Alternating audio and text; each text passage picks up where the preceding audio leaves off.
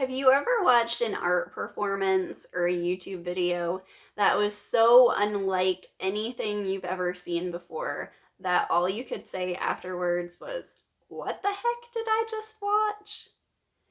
Enlightenment is sort of the opposite of that because that sort of reaction comes from a place of, I should know what this is, but I don't, so I'm confused.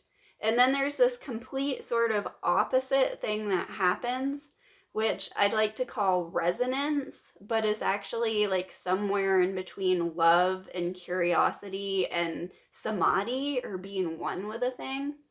And so this is something that you'll notice happen. It's one of the first signs, basically, that things are really sort of moving. And so meditation or reading a book about the present moment or anything like that can really sort of trigger this. And intention and noticing it can make it more and more, which is the value in talking about it.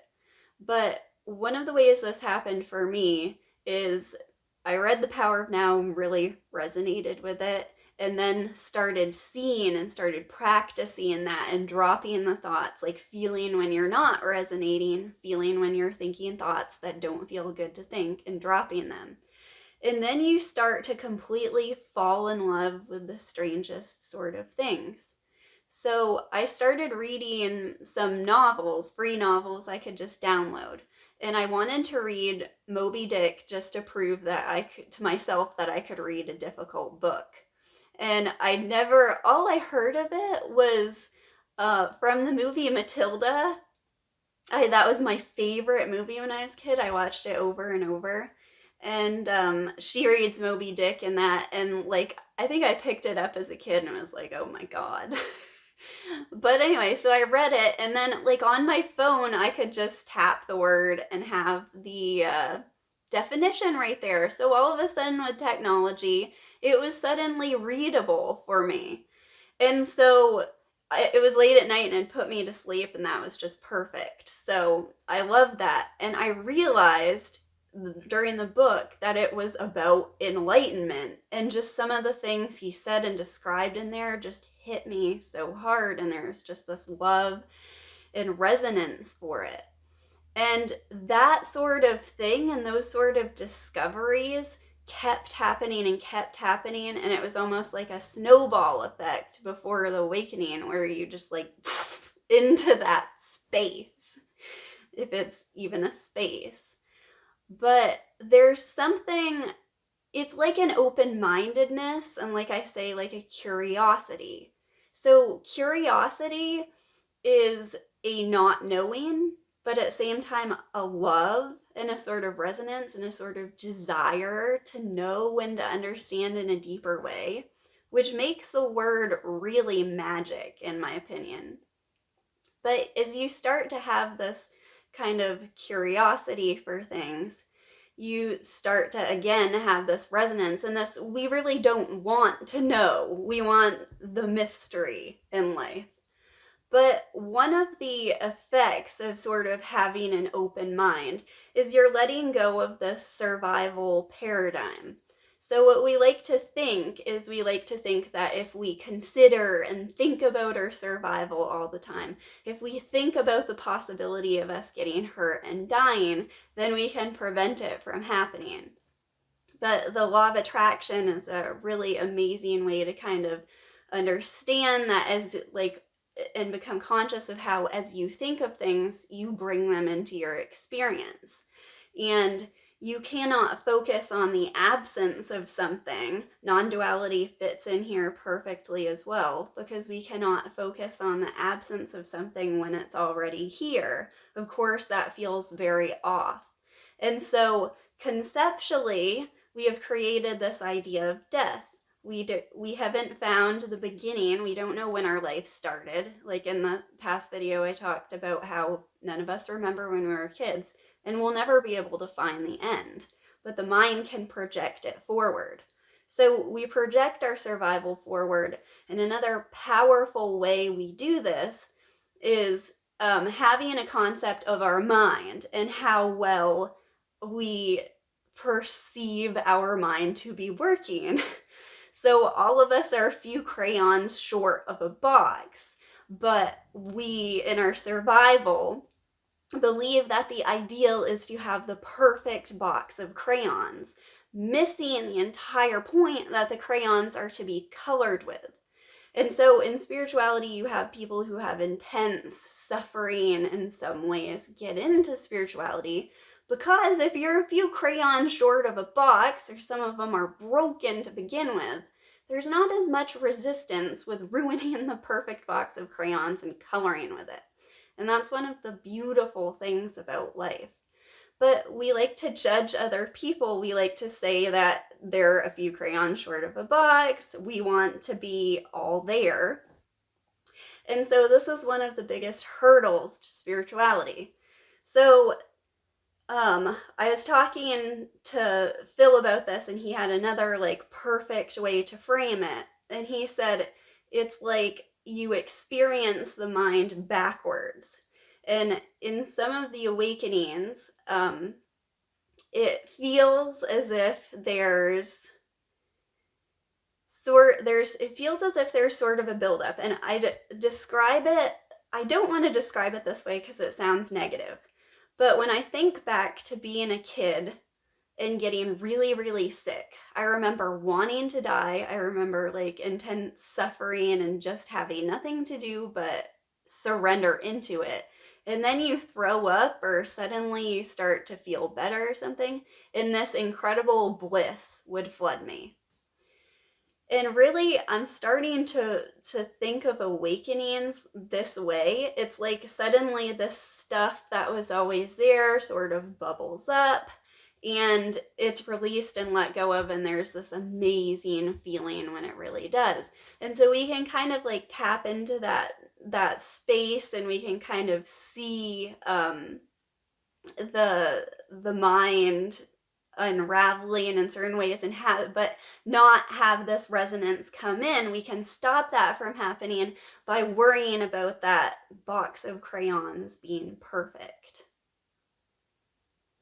So when you talk to people who have had Kundalini awakenings, there's some pretty crazy things that happen. And again, the crazy insane is a state of the mind. It's the mind trying to look back at the mind and to decide what state it is. And it's a way of survival of the mind.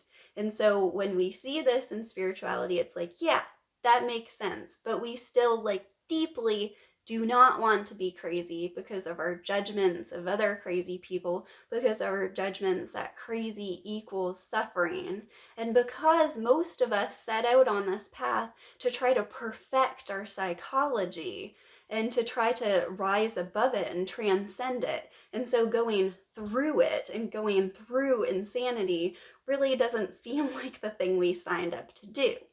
But I have to tell you, parts of it are incredibly fun. And the problem is when you start to like come out of it, you come out of that resonance, like I spoke about, that complete open-mindedness, and you start to worry about how other people are perceiving you, forgetting that your concern about how other people are perceiving you is always your own thinking. That's my favorite pitfall, by the way. But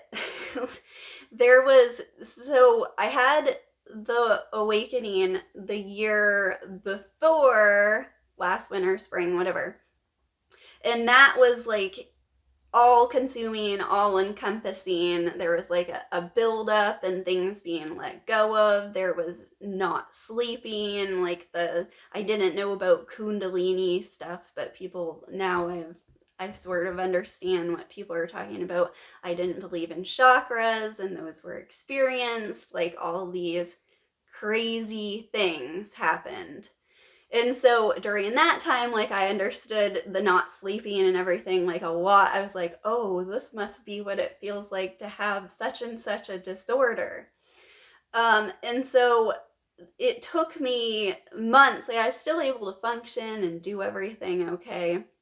But it took me months to be able to go back to work like normal.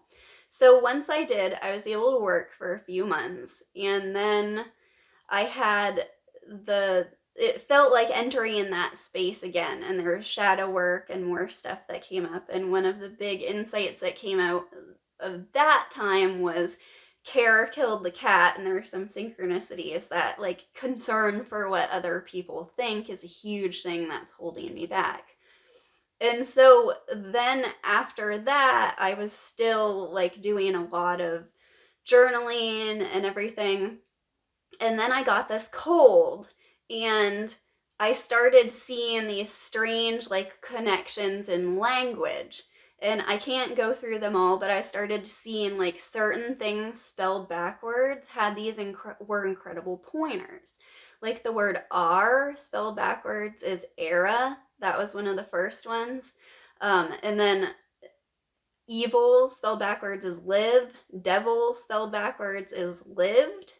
And there was a point in time where I was like looking at every single word I could see, and there was a little bit of suffering with it, but at the same time my brain wasn't working totally right because of the cold. And I saw that like no one who was deeply into non-duality was seeing these connections, and I tried to share them with some other people, and they're like, that makes no sense. So then I started really getting concerned about myself, and so I Googled seeing connections and things when there aren't any. And of course, there's a diagnosis for that, and it's like apophenia and goes into schizophrenia and everything like that.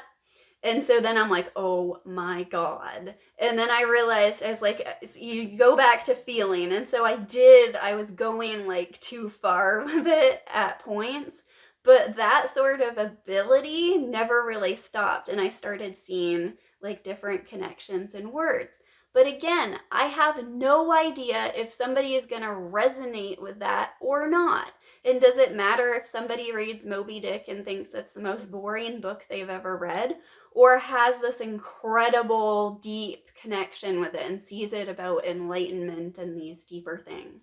Like, whose concern, whose control is that really? And so a lot of the concern about being crazy and the sort of love, this all-consuming love, is gonna take all of those concerns, and really, again, it's survival. It's a psychological survival of how we're seen. And it can be very difficult to even put videos up like this for concern. Again, like, are they gonna think that this is an awakening? What's the difference between awakening and psychosis? And there's that amazing TED Talk up there. And of course, like, this is an amazing time. This is like one of the first times we can just put this out for everybody. And there's more and more content like this coming out. And it's incredibly exciting because it breaks my heart to think about. So I probably shouldn't go there. But the way that we have treated people for mental illnesses is totally in the dark ages, and we couldn't have known any better. We were trying so hard to know that, of course, we did that, but we can move forward in an incredibly new way. And we all suffer from a mental illness, anxiety, depression. I went to my doctor the other day and they asked me all these questions about anxiety and depression. And I'm saying no, no, no, because truly, like, I have it all covered. But at the same time, I'm not honestly answering those questions right, because we all experience those things. And so we're either like denying them or medicating them, and it's just, we haven't even asked the fundamental question of what the mind is. And the mind is creating its own